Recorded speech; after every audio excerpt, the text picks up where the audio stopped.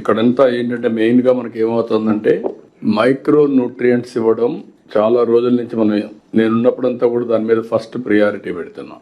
Body needs protein, carbohydrates, to certain extent fat and micronutrients. Same thing, land needs all micronutrients and balancing all factors.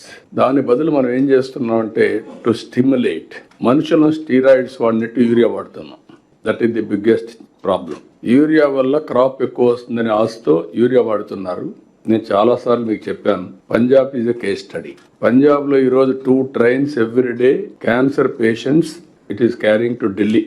Cancer ఎక్కడైనా సరే correlation మీరు వెళితే backward, either pesticides or urea, fertiliser, chemical fertiliser or pollution. These are all the reasons. Body testing ఎట్లయితే మనం చేసుకుంటున్నామో soil testing కూడా చేసి అక్కడి నుంచి సాయిల్ ని బ్యాలెన్స్ చేయాలి with micro nutrients.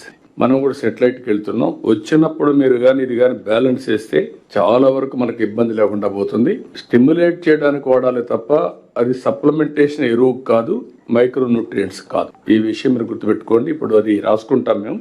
Next year నుంచి ఎంత వరకు అవసరమో ఇట్ ఈస్ ఏదో కొద్దిగా ఇస్తున్నాను కాదు, సాయిల్ ఫెర్టిలిటీని బట్టి డెఫిషియన్సీస్ బట్టి మైక్రో న్యూట్రియంట్స్ సప్లిమెంట్ చేయాలి.